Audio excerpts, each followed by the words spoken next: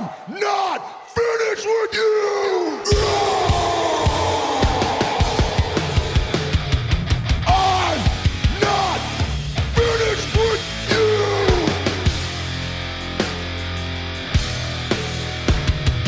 I'm not finished with you!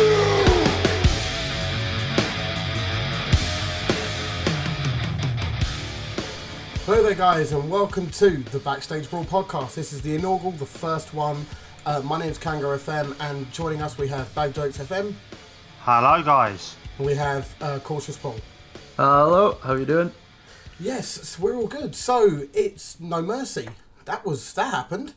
Yeah, I mean, what can you say? It was a pretty good pay-per-view overall. I mean, what are your guys' thoughts? I thought it was okay. It wasn't as great as it could have been, but there was definitely some very good, a couple of good matches and a couple of underwhelming ones. But certainly a lot of stuff to talk about. Definitely. Yeah, those WrestleMania caliber matches that Michael Cole kept saying the whole night. They were like WrestleMania 32 main events, which bored everyone to sleep. So, yeah, that's my thoughts there. Yes, so what I think we do is we sort of break the whole thing down, go through a pre-show, and then each match one by one. So, now, pre-show. I don't tend to watch pre-shows, I'll be brutally honest. Considering we're doing the whole podcast thing, and I was live tweeting the thing last night, I thought, yeah, I'll watch pre-show. David Otunga was there. I know. David Otunga. He was there. I don't really know what else to say about him, really. There's nothing else to say. Well, yeah, I mean, he's usually awful, but he was actually quite articulate for a change. I mean, yeah, fair play.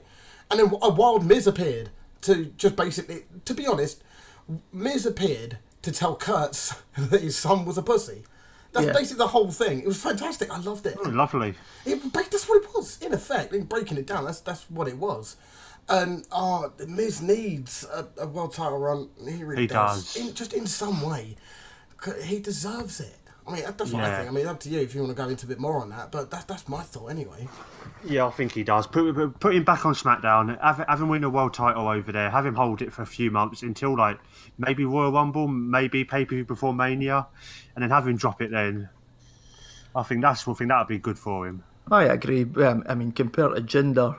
I mean, anyone's better than Jinder. At least Miz can go on the mic, and with a Miz Taraj, it's a bit believable. If he was taking on somebody like AJ on SmackDown side, at least it would be a believable feud. Yeah. And they'd make that work, and AJ could make Miz look great. So. Oh, yeah, definitely. Yeah. Oh, that would be fantastic. That would be amazing. The shenanigans from Miz. That could work so well. But without, Maurice, would the shenanigans still work with Miz Taraj? Possible. I think so. Yeah, I think it's possible, yeah. Yeah. Okay, so next, I have a set of notes, by the way, for those of you that don't know. Yeah, well, this is the first time, what can I say? Yeah, so randomly, they sort of half-announced the Asuka debut for TLC, which, to me, makes no sense. It doesn't. No, I mean... It'll depend on tonight, I think, if... Raw tonight, if this is recorded on Monday, there we go. Yes. But it'll depend on, because, well, obviously spoilers for the matches later, but I think with Asuka, there's a good chance she'll be going for the title at TLC. Otherwise, it'll just be a bit weird. It's to kind of announce her and just have her squash somebody. Just wouldn't really. No. If they're I just don't get it. It's a strange one. It is a strange one. If they're going to have her squash someone, at least have her come out as like a surprise or something.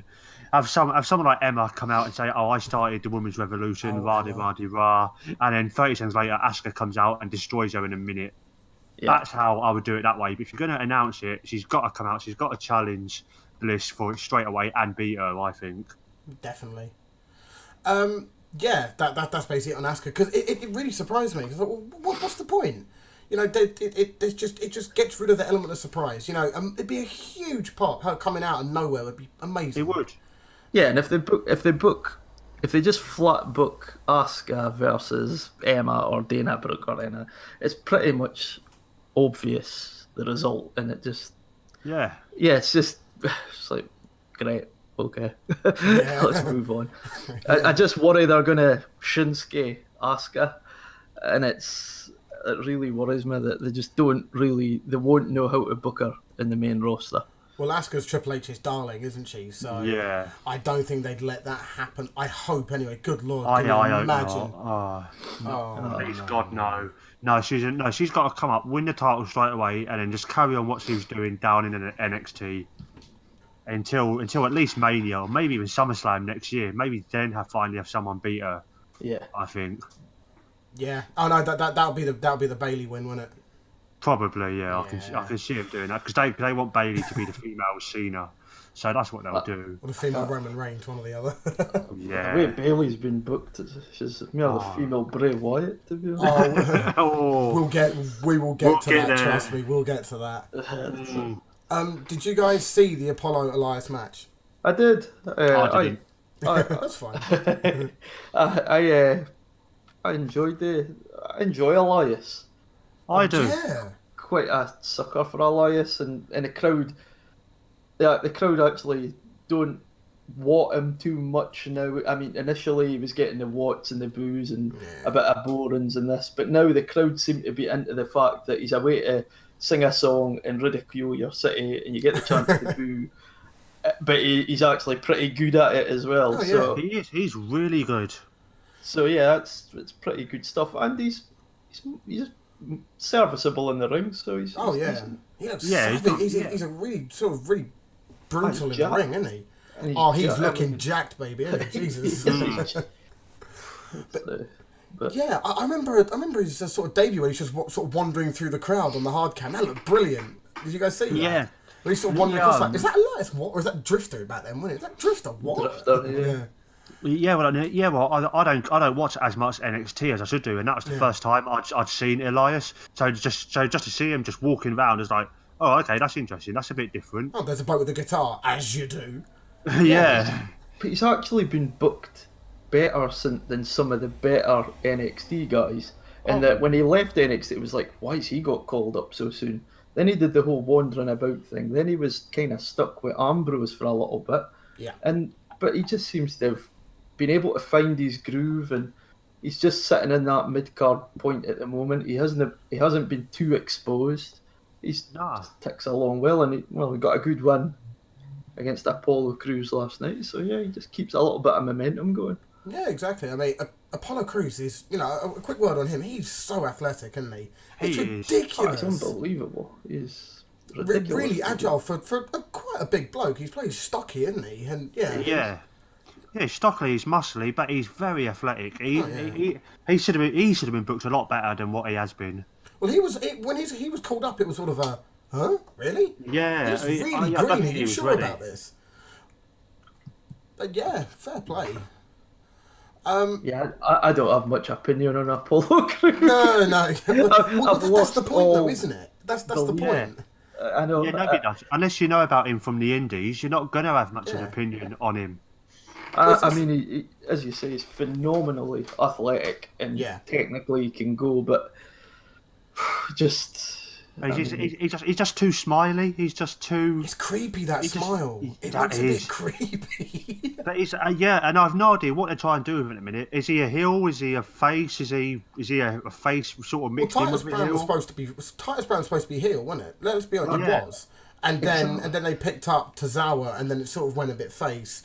And then, because Titus was heel, wasn't he? I don't know whether he still is or not, but it looked like he's booked his face now. It's sort of 50-50. I simply don't know. But I think that's the thing. If they don't really know, and they don't really make it clear, then the fans don't really know, and then the fans don't really get invested either. And it kind of just goes flat. Which is how he is. It's a shame, because he could be so much more. He could definitely be IC level.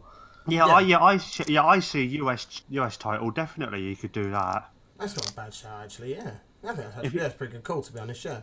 Maybe I'm not sure how feasible it'd be, but maybe with all this AJ Styles open challenge thing, if he come out one week on SmackDown or even Survivor Series, or whether they expand the Titus brand a bit, because it does work. I mean, okay, Titus let's be honest, he's not a particularly good wrestler, but But he's a really good manager. He's a really good manager. Okay, please tell me you remember that awful promo he cut on Raw a little while ago.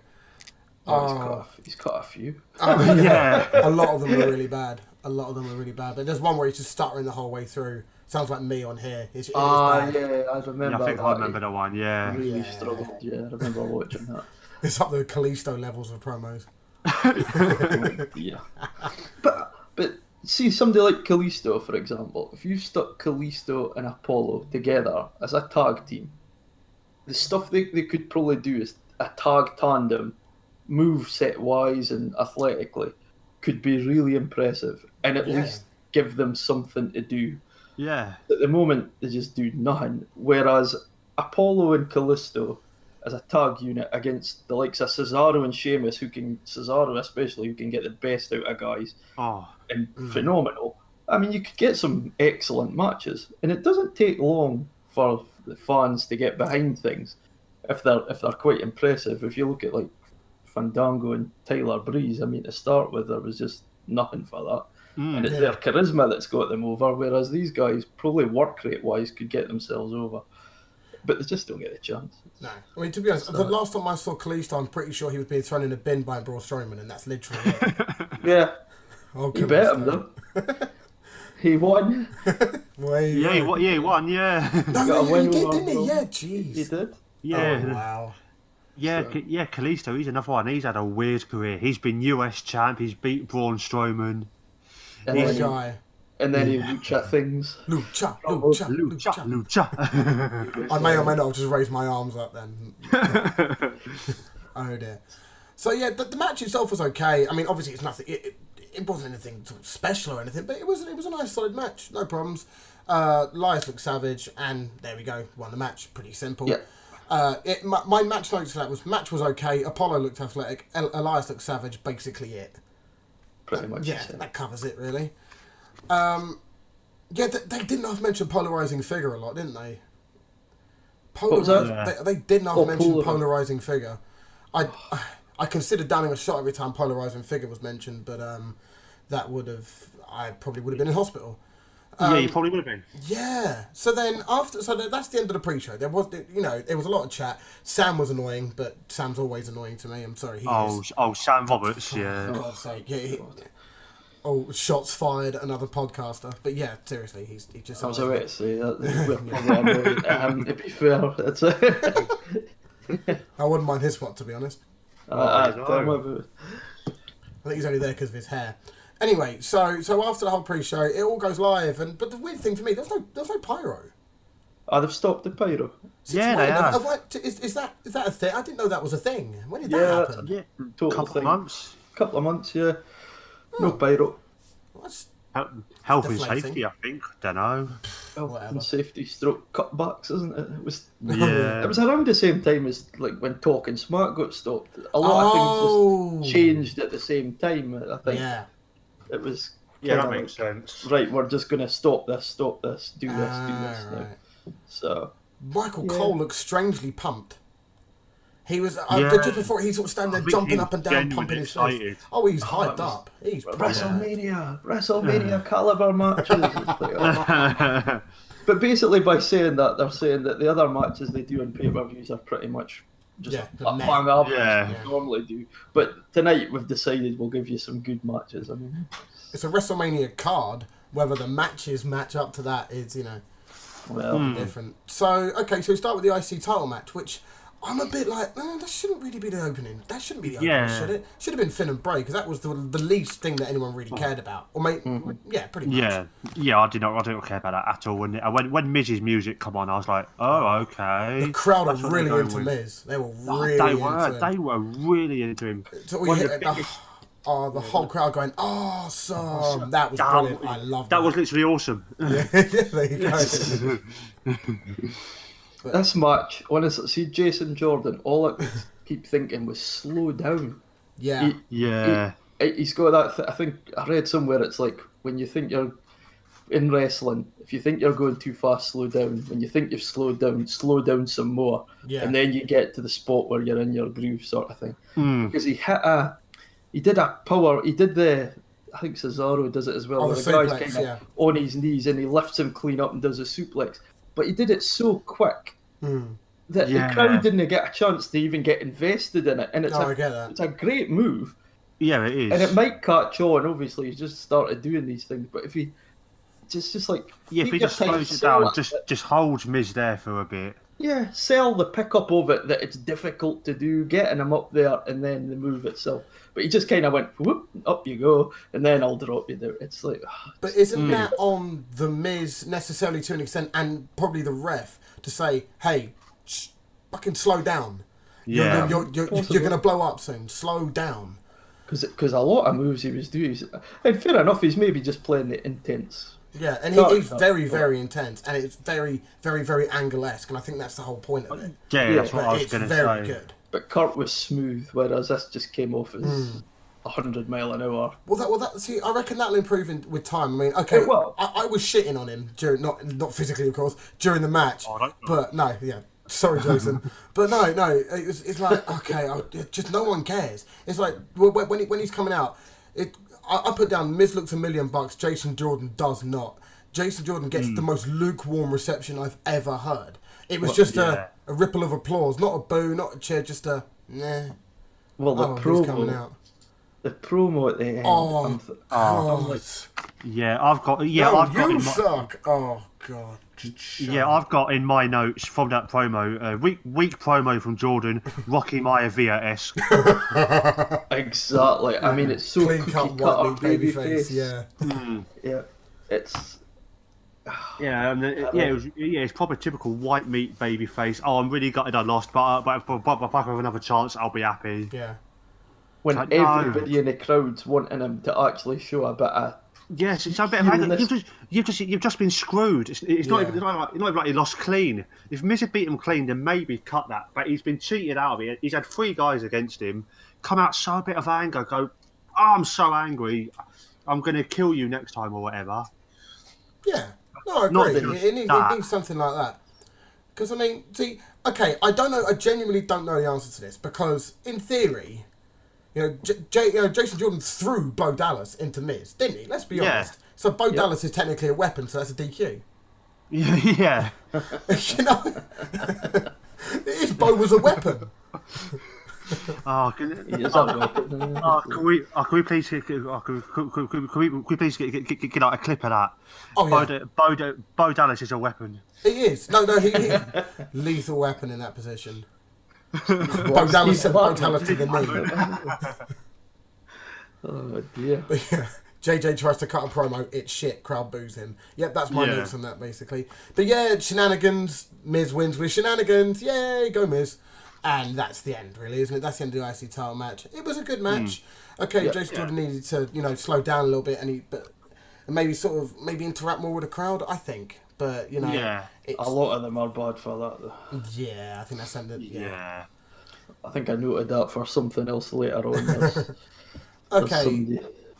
So we can now sort of move on to the Finn Bray match, which is a stipulation of man versus man, no demon match. Which, what?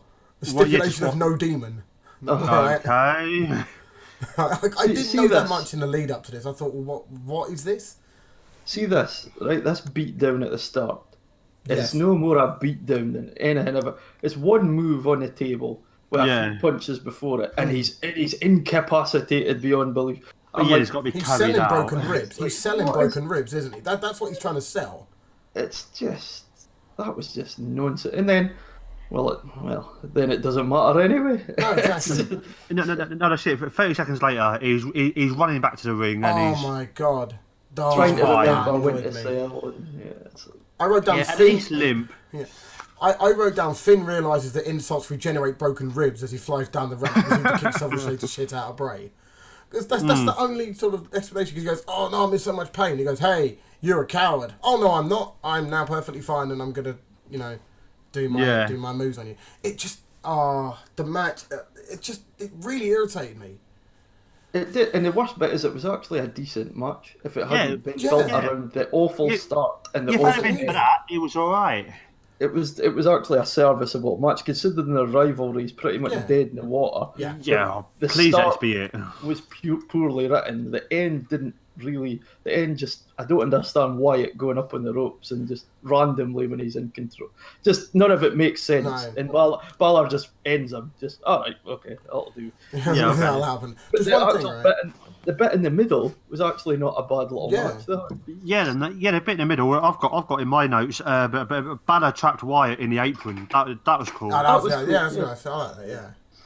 I've also got here, Bray recovers and proceeds to invent the throwplex, which I thought was brilliant. I loved that. I It was a had that suplex in my into a note. throw that was ridiculous. Yeah, I I just loved it. I just got in my notes. Wyatt's pissed off now, and he's throwing him about. Throws him about the ring. Yeah, and then after all that, Bray Wyatt loses. Which, okay, look, I'm not a massive mark for Bray Wyatt. Okay, I like him a lot. His character's brilliant. He's fantastic on the mic. He's really good in the ring. Yeah. But the booking, it's so frustrating. He needs to go away. atrocious. He needs to go away. He needs to go away for a bit, not just for a few months. He needs to go away till like past Mania, Yes. and then have like some like demonic type promos show up or whatever. Because it's been like what 2-3 years now. Ever since that Taker match at Mania a few years ago, he's just not been And even booked that well was since awful as then. well. I thought That was awful. shite. That was terrible. They should never have had Taker. If they're going to have Taker come back, don't have him against Wyatt. Have Wyatt against someone Unless else. Wyatt's going to win. Yeah, unless Wyatt's going to win, and that's What's going the to end point? Taker's Yeah. career. I No, mean, no need. Yeah, how convincing a win is it for Balor when the whole demon thing is an excuse to lose for Wyatt the first time, and then he injures him pre-match, and then he still loses Yeah. one demon. But I mean, it's pretty much like you have nowhere to go from here, Bray. Bray Wyatt basically has the Dolph Ziggler stock. He has nothing now. Let's be Yeah. honest. He's Yeah, now at the bottom rung, and it's ridiculous. I remember it was Wyatt and Daniel Bryan's match. Was that Rumble or was that Mania? I can't remember. It was Rumble or Mania. Rumble. First match on the card of Rumble. It was incredible. That was incredible. The crowd was so amazing, into yeah. that. Was that Sister Abigail into the barricade? I think it was, and it was just, oh my god, Bray Wyatt can really go. Yeah. And it just frustrates me that he can clearly go. He's clearly amazing on the mic. He's clearly very, very, very skillful and has got an amazing moveset, and he's strong as fuck. But Yeah. he's booked so badly and so atrociously that he's just at the bottom. And the only way he's going to get out of it is if he goes away for a while, goes and quote-unquote licks his wounds, so to say, and then comes back a few months later and then, gets put into the main event picture. He needs to be. It just makes you wonder, what is he like backstage? Is there something there that he's obviously allegedly been dicking JoJo? Allegedly. Allegedly. Allegedly. But, I mean, is he just back... Obviously, Cena makes all these, comments about people and backstage and this and that and the next thing. And for Wyatt, with such a good character, to just be consistently buried doesn't really make any sense. No. And it makes you think there must be something there. Yeah. That's just not clicking, whether it's with the writers or whatever. Because at the moment, and nothing he does is believable because he loses all the time. Absolutely everything he does, he loses. It's like a Bray Wyatt copy and paste promo, a feud is, I don't like you. Bray Wyatt goes, I don't like you. You need to go away, and I'm better than you, and I'm a god, and you're worthless. I'm a blah, god, blah, blah. yeah. And then the guy goes, no, I'm not scared of you. Oh, I am scared of you. Oh no, I'm not scared of you. I'm gonna beat you. No, you're not. I'm gonna beat you. I'm gonna beat you. Oh wait, I beat you. Yep. Bye. The end. Yeah. And he waffles on like Boris Johnson. Oh, man. It's just... Yes. Oh, it's awful. Yeah. But yeah, what next for Bray Wyatt? He needs to go for some considerable time. I think. Yeah, he needs to go away. There's no one else for him to feud with at the minute that I can see. Yes. So next we have what must be the match of the night by a mile. Oh, definitely. The tag By a match. long way. Cesaro and Sheamus versus Dean Ambrose and Seth Rollins. What a match. It's What amazing. a awesome. match. Amazing. You get 4 solid workers with 4 solid characters. Yeah. Have good, valid reason for the match, Yeah. and it's match of the night. It's up there with Revival and DIY sort of levels for me. Hey, thank you. I was going to say with DIY and Revival. one of my It's favourite incredible. tag matches in the last few years. That was good. And yeah, see, I've seen people are sort of shitting on Seth Rollins' "Burn It Down" in his entrance. I really like it.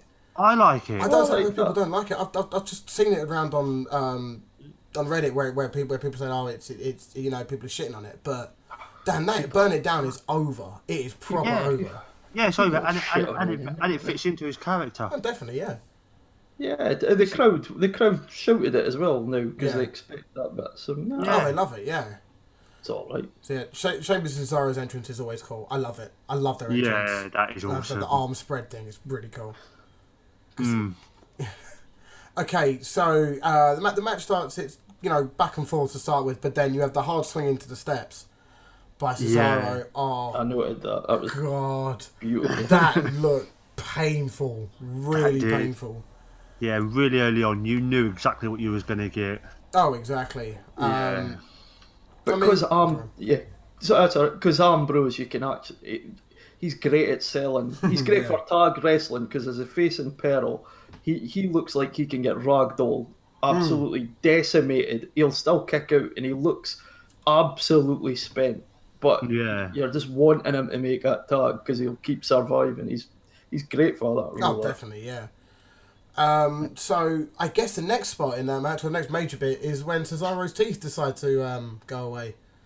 That happened. So Yeah. So from what I gather, it was Ambrose doing a catapult. Yeah. Cesaro, instead of sort of hitting the turnbuckle, hit the post behind it with his teeth, and his teeth went bye-bye.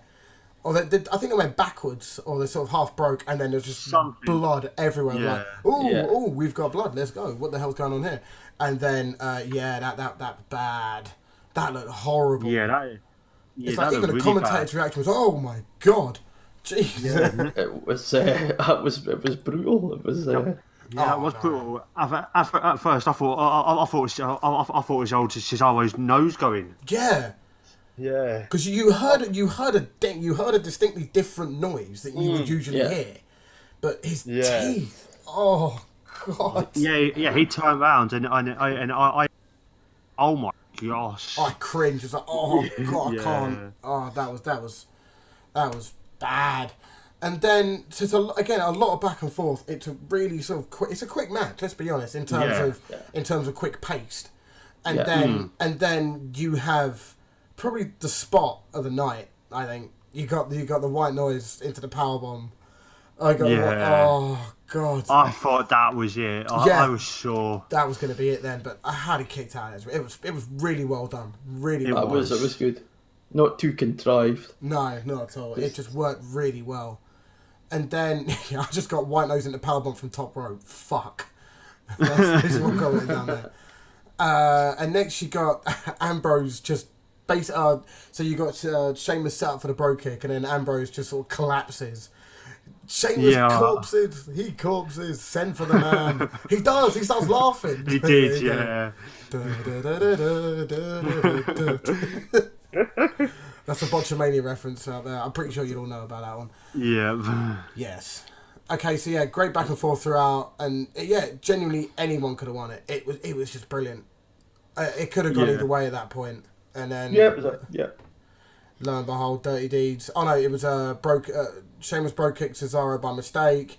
Cesaro gets put in the Dirty Deeds. Game over. Yeah. Dirty Deeds is a really protected move. I don't think it should be personally, but it's really protected.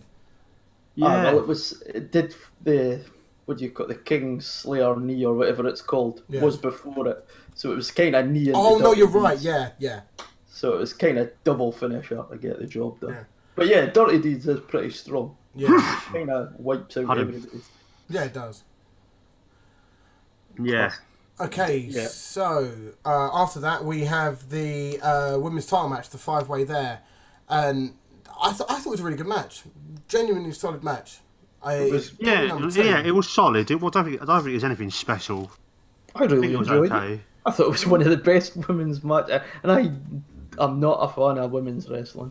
I think it's poorly booked and storyline, but I thought it was really good. Yeah, I think I think the story had been better going in. That might have helped, but I don't know, as an actual match, I just didn't really get into it that much. Well, I mean, it's 6 1 half dozen the other, because you've got the top 5, basically the only real 5 women in that and on there, and yeah, it was. If it was maybe sort of 3 or 4 in it, it may have worked better. But then they've done that as well, because they've already had the 2-on-1 against Nia.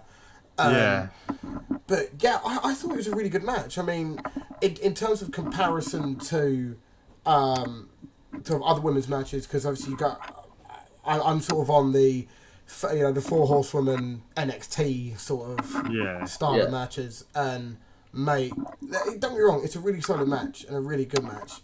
But you've got to look at how, I mean, I think Bliss is booked quite well in the lead up to all this, because, to be honest, out of the 5 of them there, she probably wouldn't be the champion. No.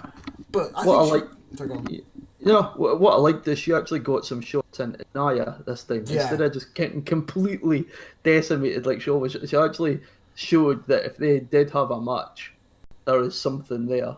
Definitely, Although it would be Nia probably a heavy favourite, but they showed that she's just not this little like Ellsworth type champion. No, she's actually a decent champion, My only gripe is that DDT looks so weak. It does. It looks like a really weak finish. Well, to be fair, Bailey to Belly's looks really weak as well. But nobody hits the DDT like Raven with the Evan Flow DDT or Jake Roberts DDT. No, I get that. Impacts were epic. Now they do it with the kind of flip, even though they hit like they kind of go over, like Bailey flips over in the end. Yeah. It's kind of it used to be a complete face blunt, and it looked devastating. I like Miz's DDT. It's quite similar to that, where sort of they're on their knees and Miz puts all his power into it, and he just sort of throws himself back. That's quite a cool DDT. As a finisher, that could work, but it just as a standard DDT, it just looks weak. It looks weak, and it's booked strong. Yes. Our DDT never gets kicked out. I don't. No, I know. And but it does look. It doesn't have the impact it needs to. Oh yeah, I mean, just using this to point out, I mean, Nia Jax is seriously over. I don't know whether it was just the crowd in general, but she is over, and it's mental because I remember she was really green for a real long time, but she's really come in her own element. Certainly in the last sort of 4 or 5 months, she's just got so much better. I don't necessarily know how in terms of it, whether she's been whether she's had a lot of it, sort of outside help, but she's just getting better every week. I think these multi-person matches, I think they're helping. Yeah.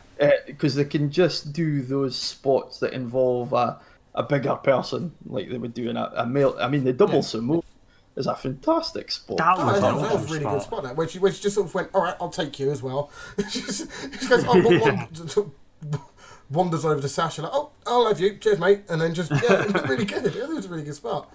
And the powerbomb was really cool. I really like the powerbomb as well, because it just shows just how to be fair, how big and strong Nia is. It's taken 4 people to take her out now. And like when she climbed back in the ring, there was a massive pop, huge. When she got back into the ring afterwards, it was like, well, hey, she's back. She's gonna fuck everyone up, and then she lost. See, if they booked her well from here on out, and they book Asuka strong, a match between those two would be absolutely awesome. I'm pretty sure they had a match on NXT. Probably. I'm pretty sure they did, because to be honest, I don't know for certain, because I don't watch that much NXT. I'll watch like the takeovers and stuff like that, but I don't watch sort of NXT TV week in, week out. But there used to be, certainly on Botchamania, there would be they'd have Asuka saying "you talk too much" to Nia Jax and proceeds to slap the 7 shades of shit out of her. So I figured they had some sort of back and forth back in the day. I mean, I may have to check that out and be certain. But yeah, I'm either way, it's something that could really, they've got tons of options. To be fair, Emma looked really good in this match as well. I thought she came off really well, considering how she's been booked sort of for the last year nearly, surely, where she was injured for ages and tried to come back as Emelina, and then that just stopped.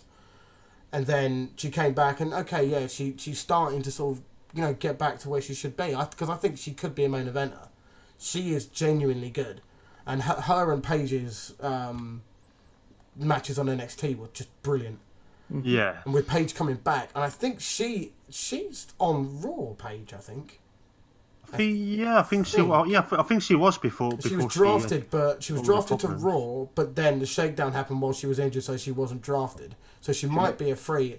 Personally, she should go to SmackDown, I think, because SmackDown has nothing SmackDown.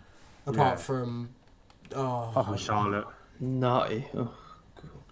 Oh, Natty is champion. No, hell no. I so hope Charlotte beats her in 2 weeks. I can't stand Charlotte. Can you not? I love Charlotte. The moonsault, mate. The moonsault's beautiful. I hate it. What? I do. I just don't get the Charlotte thing at all. That's maybe for another day, but Yes, Yeah. I tell you what, we'll talk about that. Next We'll week. talk about that for Hell in a Cell. We'll go into that in more detail for then. yeah, because Yeah. no, not for me. Okay, so we've got Emma look pretty strong overall. Might get more of a main event push. I think she might well do. We'll see. And Alexa's DDT looks cack, and then there we go. That's the end of it. So yeah, DDT. Alexa pins Bailey, I think, and then 1, 2, 3. Alexa cuts sort of like a minor promo on the ramp, saying she's the only goddess on Raw. Okay, very nice, very nice. Fair enough. All done. And now we move on to the battle for the fourth wall, which is Reigns and Cena. And this is where it all falls off a cliff. Yeah, pretty much. Now, with this, I love the build up to all of this. I love the promos going into it. Yeah. I love even the package they put in before was brilliant. I loved it. I was really looking forward to this. And then They lock up. And then so Cena gets probably the best reaction he's had in probably about 8 or 9 years. Yeah. Probably since before that's what I've got. before the CM Punk pipe bomb levels of back then. In terms of prior to that, because before that he was still like getting cheered a lot, but then the pipe bomb happened, and then Paul dropped his pen, and then after that, and then ever since the pipe bomb, Cena's been sort of his stock's been going down, certainly in terms of his getting like pops for him. And best reaction I think he's had in years. And Roman gets booed. Oh my god, the boos! Yeah, the boos are deafening. Yeah, so bad. It's Royal Rumble levels of boos. Yeah, he needs new music. He does. He does. He needs to separate himself He's from not the the Shield. Shield anymore. He's not in the Shield. Yeah. There is no Shield anymore. It needs to be something else. I saw a rumour today though that they're looking at the Shield for TLC. So please no. Who knows what's going to No, I happen? like that. I'd like that. I'd like to see the Shield back together again. It would. Because look, right. I know this is going to be sort of contentious with Roman Reigns, right? I don't have any sort of major hatred towards Roman Reigns, or he's booked quite badly. Let's be honest. He's sort of pushed down our throats, but as a wrestler and a worker, he's good, very good. He is good. Promos are being worked on. I think these promos with Cena were the best he's ever done, by a mile. Yeah. Certainly the individual one he did on Monday, where he didn't have to riff off anyone, and that sort of makes it easier for him. But I thought it was a really good promo, and I think putting him back with Rollins and Ambrose means that he can take a bit more of a back seat in terms of the focus isn't totally on him. I think it might be a one-off. Oh yeah, it wouldn't be anything major. The way because I saw this rumour, and I think the only way that he's on Miz TV tonight, so if they kind of have there something you go. Miz and Reigns to fill the next couple of weeks, because usually now it's Survivor Series to Mania, kind of where things really happen, and this will be kind of a filler spot for a little while, and it keeps there's no title implications. They can kind of, I think if they have Reigns, Rollins, Ambrose against Miz and Cesaro and Sheamus, for example, at TLC, just a massive TLC match, crazy match, that'd be good fun. Yeah. Why not? For nostalgia purposes, Reigns might finally get a few cheers. He won't, but I'd like it to. I'd like it to happen. But they're trying everything to get him cheers. Oh, I know. And the thing is that the fans, myself included at times, because I remember when he got entered into Rumble, I thought, oh come on, this is ridiculous. Oh yeah, number 30. But it's like the booking doesn't help. But, it doesn't. you know, It's so obvious they want him to be the man. Yeah, and they've made it very clear he is going to be the guy, whether they like it or not, whether the fans like it or not. But the thing is that the fans need to just accept it. It's gonna happen, whether they like it or not. It needs to be accepted. I think one thing the fans could do, because when they boo, they do the whole polarizing figure. He's like Cena, you either like him or hate him, but you get a reaction. But Vince has always said, we do what the fans, we do what the fans want. We do what, we try and do it this sort of way. He always comes out with that, even though it's not true. But if the fans chanted, we don't want this, or something to that effect, instead of just booing or whatever, or Reigns sucks, just chanted that we don't want to see this anymore. Yeah. Wonder what effect that might have. Would it have any? I don't know. But at least it would be something different. They did something after Mania. If you remember, because they can blame it on Bizarro World and its post-Mania crowd. Yeah. But because I remember during Vince McMahon's, he comes out to announce Kurt Angle as the Raw General Manager, and all you can hear is Roman sucks, Roman sucks, Roman sucks in the background. They're going, well, if that's how you feel, and they just ignore it and carry on. Reigns is going to be the guy, whether people want to admit it or not. So it's just worth accepting. And then just take the storyline as face value rather than knowing what happens behind the scenes. That sounds really ironic coming from a wrestling podcast, but yeah, it just needs to be sort of get on with it. I think the thing is as well though, it's not just the fact that the behind the scenes or he's going to be the guy or whatever, but the way it's told is just so poor. I mean, they're making this like he's rising to the top of the mountain. I mean, he's been main event. If he's main events this Mania coming, it's 4 in a row. He'll probably win the Royal Rumble again. He'll probably dominate Survivor Series. He's got most eliminations there in a match or something. Yeah. I mean, he's got records everywhere. It's just unbelievable, the stuff they've just handed him. Now he's decimated. He's taken The Undertaker out, and now he's taken Cena out. Yeah. On this match, he's taken Cena out. So, I mean, they're running out of people for him to... He's going over everybody. Yeah, that's it. The only guy left now is Lesnar for him to go over. And that's what's going to happen.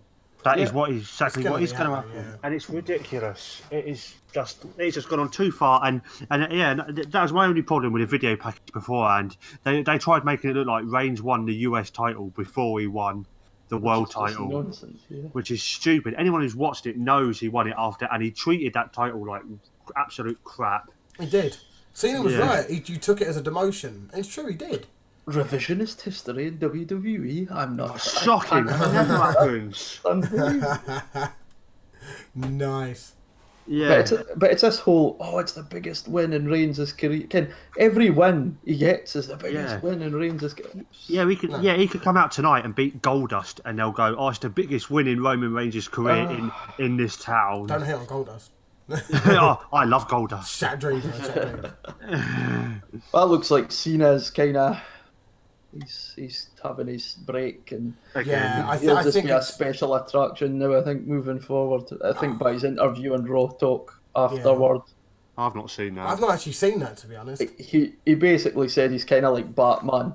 So when the light comes on, he'll come and help, sort of thing, but he's now at that point.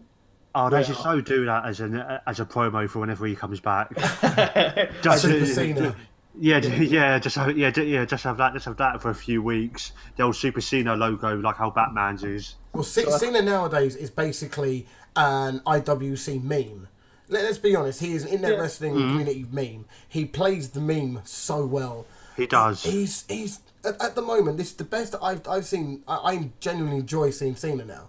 Which something I never thought I'd see it. I'd never thought I'd say that. Cena used to just annoy me. It was Cena wins lol, here we go again, and it's the same thing over and over. 5 moves of doom, and then the AA, and then it's over. But then, sort of the last year and a half, it's just been... It's basically since AJ came in, wasn't it? And it's just sort of like, okay, I'm now realising that, these guys are going to be the guys that are going to take over now. Because how many AAs did Reigns take? It's ridiculous. It was like 4 or 5, wasn't it? I think it was like 4 in a super. And a super one, yeah. Just way to build Reigns up, guys. Reigns wins, lol. It's what it's going to become now. It's the have you seen Wrestling Isn't Wrestling or whatever it is? The thing from It's like that. It's like where it just replaced Cena with a Reigns character.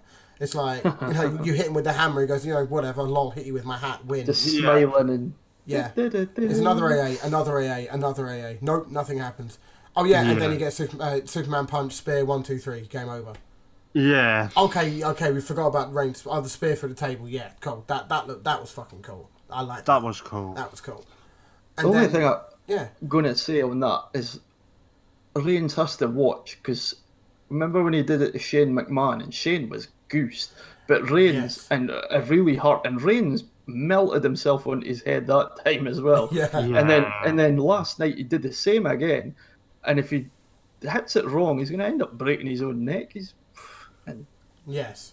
I mean, the way which a lot of people might enjoy, but... No, I mean, Reigns, I think he's a surprisingly safe worker, because I mean, okay, apart from the Shane incident, which, to be honest, was purely an accident. There's not much you can do about it. He's really quite safe, considering he's quite a hard hitter as well. I mean, remember that uppercut right at the beginning? It's like, because Cena walks out, which is ridiculous and really annoyed me anyway, and they go back in, and then just Reigns catches him so beautifully, and the sound on that, that was that sounded so good. He's just pretty safe, because he doesn't exactly do a lot of high, suplex. He doesn't do suplexes and big slams or anything like that. He doesn't really need to, because he's more of a bruiser. He doesn't need to, does he? Yeah. He doesn't do any of the things that can kind of drop people on their head sort of scenarios. He kind of avoids it. So. Yeah, so you have the Superman punch, spear, 1, 2, 3. Spear's still over, or it's not over, still protected, very, very protected. Has anyone actually kicked out the spear? No, Undertaker has. I know the answer to that one anyway. And then you get the hand raise, the hand raise moment, which is supposed to be a sort of, the passing of the torch. And it was to boos. Lots and lots of boos. Yeah. And then Cena got a really, really sort of, decent send-off, I thought. I think the crowd knew that, okay, he's going to be going away for a while. And it was really quite nice. I thought that was really touching, to be honest. He deserves everything. The guy's... I hated Cena through that era of him just being Cena wins lol. Yeah, but definitely. To be fair, he deserves thank yous, because the guy is a workhorse. 15 years, the 12 of them he was on the top. 12 of them he was the face of the company. And for 15 years he's been a worker there, and for 12 of them he was the top guy. Unbelievable. And it isn't even the stuff just in the ring; it's all backstage and everything else as well. I think I remember seeing an interview with him a couple years ago, and wasn't he learning like Mandarin or something? Yeah. He's fluent in Mandarin. He's fluent, how on earth do you get to be fluent in Mandarin? And he's doing it to help the WWE grow. And 500 plus Make-A-Wish appearances.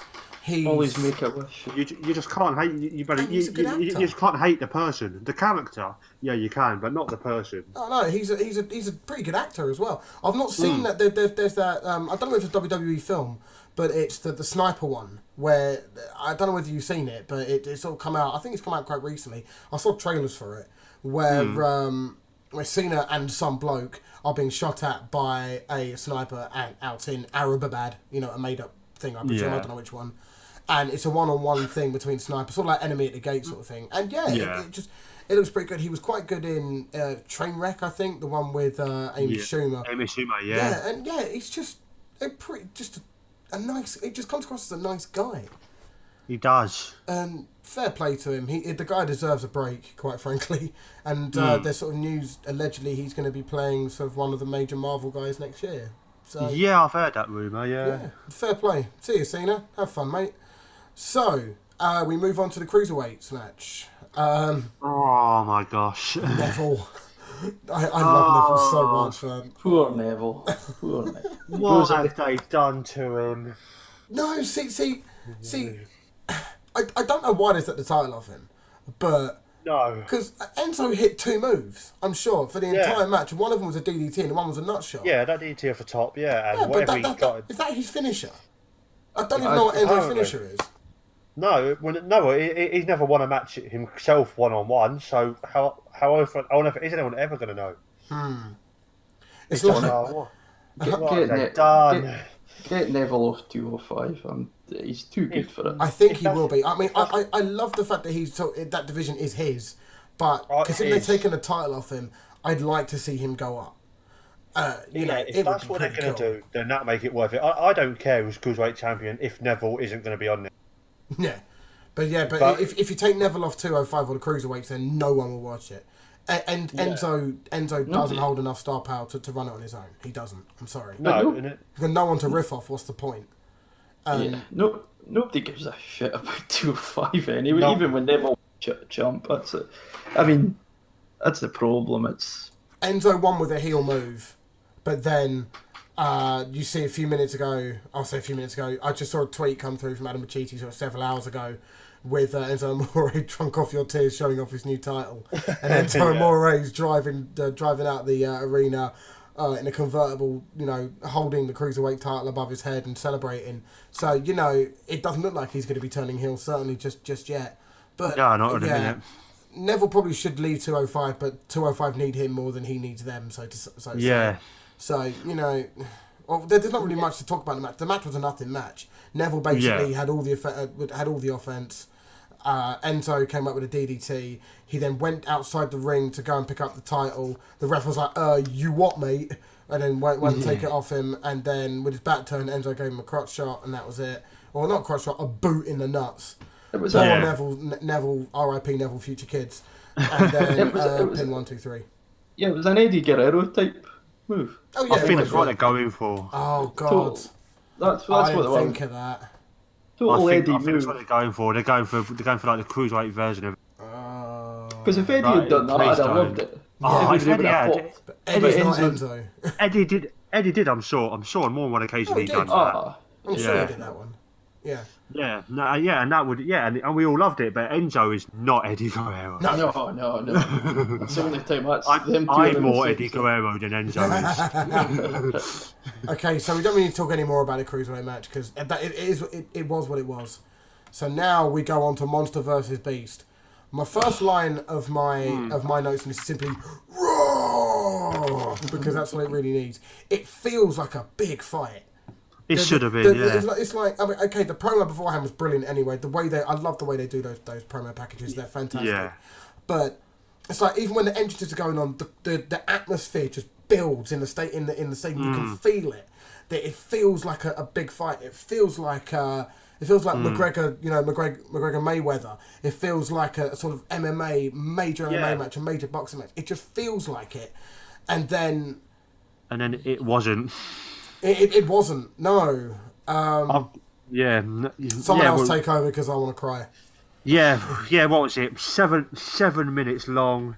Because I've got the timings here. 7 minutes long. Just absolutely nothing. Was it 7 minutes? Yeah. God, I thought it was longer than that. Oh no. God. No, Lesnar's being paid by the minute now, isn't he? I think he is.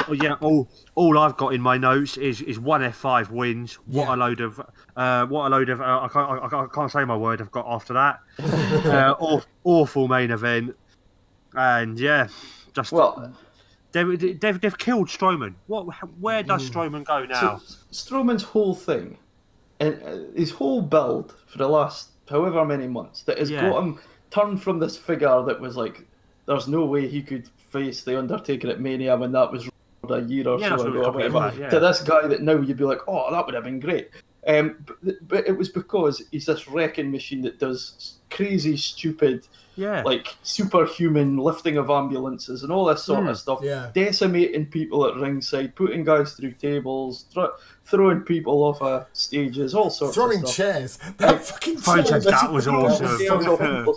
He does all these awesome things. It comes to this match, and it's a basic match, and it's basic. And Braun hasn't got a huge moveset, so it's literally power slam, F5 counter, power slam counter, odd kick punch. Yeah. I mean, but it's just so bland because Braun still needs all the extracurricular stuff, or he's not quite there yet. But you need to make it a crazy. It needed to go up the ramp, smashing each other off the stage. He needed something else. It needed to be proper like late 90s, early 2000s, that sort of fight where they go all over the place. Just a 15-minute madness would have done the job. Yeah. Where they beat 7 shades of shit out of each other. But they didn't do that. It was literally just Braun offense And then after a little while, Lesnar tries a German suplex. Braun gets up, whatever, continues dominating, and then Lesnar tries and puts in the Kimura lock, which I haven't seen in a long time, by the way. Puts that in, and then wears him down, and that's it. Don't get me started on that Kimura. So the Kimura gets locked in, and Braun's kind of falling over all sorts. So he grabs the rope. He holds the top rope and walks across. So he's holding the rope while the Kimura's in, and the ref does nothing. And then I didn't notice that. No. Then he goes to the ground and starts selling the Kimura because it's locked in. Because they pretty much had a little mini botch, but the ref doesn't notice it. There's no rope break. Then he reaches the ropes in the Kimura, and it's break the hold. It's just awful. I didn't realise. Oh my god! If you watch it back, it's bad. It takes you out of that sense of the reality of the of course there's no, but of the match. The ref should have picked up on it, and then they could have redone it or whatever they needed to do. But yeah, it's just a poor spot, to be honest. Yes, and then so following up from the quote unquote Kimura lock, you get Lesnar wears Braun down with German suplex after German suplex. Braun is taken to Suplex City several times. Braun gets up, power slam. Lesnar goes no, and then hits an F5 and it's over. And that was a very, very, very odd ending. It's almost as if the ref went, shit, we're at 7 minutes now. We've hit 7 minutes now. Vince is now losing thousands and thousands of dollars a minute. Come on, we need to hurry this up now. Come on, seriously, hurry it up. Hit the F5, game over, go. Everybody's kicking off because the F5's been... It was like one F5, job done. Yeah. And I think it was the same with Joe. It's obvious they're trying to rebuild the F5 as this devastating move before he faces the mighty Reigns, who's going to kick out of it. I think that's what we're going to have to talk about this, aren't we? We're going to have to do this. And that's the only reason I can see, because otherwise, the guy was smashed into by an ambulance and got up and walked away. Yeah, he can't take an F5 that guys a year or two back could kick out of. So just the imbalance there. That's the only thing with this pay-per-view. There's no turns. There's no real... No, there wasn't. No, there was nothing, was there? Yeah, no no surprises, no. There's one title change, and that's Enzo. Enzo, yeah. One title change. So if you missed this pay-per-view... You've not missed much. You haven't missed a great deal. Not even Reigns Cena. You could even skip past that and just watch Raw tonight, and you'll get the story. Yeah, exactly. Yeah. So yeah. Do you guys want to know what you predicted? Yeah, remind me. Yeah, go for that. So we'll start with Paul. You got Elias winning, Jason Jordan winning, Yay. Alexa Bliss, Yay. Neville winning, Finn Balor, Ambrose and Rollins, Cena winning, and Brock and Braun was a draw. So let me see. You got Elias, Alexa Bliss, 1, 2, 3, 4. So I got the first 5, and then I fell off a cliff. Let's think about that. You got Elias, Alexa Bliss. Elias, Alexa Bliss, Jordan, Finn Balor, Shield. Yeah, Shield, and yeah. Okay. Then it was a disaster. But that's because... So you got 4 out of, 7, isn't it? 4 out of 7 on That's the main not too show. bad. Yeah. Bad jokes. We've got Elias winning, The Miz, Alexa Bliss. So we got the first 3. Neville winning. Balor, Shield, quote unquote Shield, Amber Rollins, Cena and Strowman. So you've got Elias, 1, 2, 3, 4, Jesus, 4 out of 7. For Christ. And here's mine. We got Elias winning, The Miz winning, so that's 2. Sasha Banks, never mind with that one. Neville, Finn Balor, okay. Yeah. And Rollins, Roman Reigns. Have I won this? Holy shit! Get in! I didn't realise. Yeah, because I went. I'm gonna go Reigns. Did you go Lesnar? No, I went Strowman, but Reigns won. I put Reigns instead of Cena. Got I bet Elias, you got hang the women wrong. Hang on. Elias, we got Elias, Miz. Recount. I demand a recount. Elias, Miz. Shit! Elias, It's Miz, Florida all over again. Finn Balor, Amber Rollins, and Reigns. No, I've got 5. Because there's 1, 2, 3, 4, 5, 6. Fuck, I can't. I've lost the ability to count. 1 minute. There's 7 main matches. Don't count Elias. Oh fuck! All right, we won't count Elias then. Okay, all right, fine. Everyone had Elias anyway. So you got. So we'll start with bad jokes again because this is clearly just a recount. Florida levels of recount. Miz, Bliss, Balor, Amber Rollins. So you got 4. I got 4. Yeah. I got 3. So I had Balor, Amber Rollins, Bliss. Okay then, and then I got Miz, Balor, Amber Rollins. Yeah, 4. Fuck. Okay, so it's me and bad jokes are tied. It's a tie. Okay, that's fine. Wow, that was embarrassing. My inability to count has clearly caused a problem there. So moving on our Twitter account, I put out a tweet for any questions. Seeing as it's our first podcast, and I think you guys might want to get to know us. So we have one question coming from Kangar FM, which is, what is your take on the what culture situation? Now, I've been a fan of the what culture wrestling. Not necessarily WCPW, that element. I sort of watch a match here and there, but I'm not sort of really invested in that. But I did like their channel. Not necessarily. I don't really know what I like the most. I think it was more the reactions and like the what just happens and and they're doing their live reactions to sort of matches and stuff. That I really enjoyed that sort of the commentary and the interaction that the 5 main guys had. And yeah, it's really sad that they've sort of left. But the other side of it, it reminds me a lot of what Funhouse did, or the guys from Funhouse. Basically, they were all part of Inside Gaming, and they left that to create their own company, Funhouse, which is sort of like gaming and stuff. And it sort of reminds me of that, where they're part of a sort of a corporate entity, and have gone, no, fuck this, we're better than you, we're going to go do our own thing.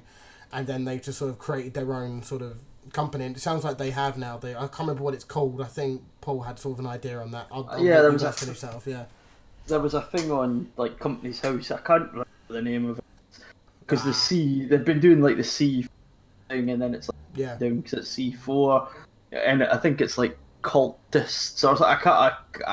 I can't quite remember the name, but they're basically, the 5 of them have set up their own thing, and it's all put down as being for what they've been doing on what culture, basically. That's how they've registered. Cool. So yeah, they'll be back. And, they'll be back. I hope so. I think there's too much money in what they do, to be honest, and to not come back. And I've heard about it. I've read and heard. I think it's one of the guys that created what culture isn't meant to be the greatest guy in the world to work for. Allegedly. So allegedly, yeah. So I think I think these 5 have got an established brand now, and they're probably quite right to do what they're away to do. They can fund themselves off Patreon, off Twitch. Because I reckon they can do their sort of streams off Twitch and stuff as well, and some of their live content can be done on Twitch as a sort of as a revenue stream. To be honest, I think they target, they pull in at least $500,000, $1 million views every video that comes out. Exactly, and to be fair, I mean they could probably charge for appearances at things and all sorts. Oh, definitely. Oh yeah. So money. I don't think. Yeah. In indie shows and things like that, like conventions, and they could make however much money they want, I think. And they could go at WrestleCon quite comfortably, to be honest. Yeah. Things like that. They got stick for the kind of stuff they would do, like the Pachiti Club or whatever it was, and all this stuff. And I liked it. I liked it. It was fun. It was funny. I thought they were just having fun. I mean, it's every wrestling fan's dream to just speak about wrestling.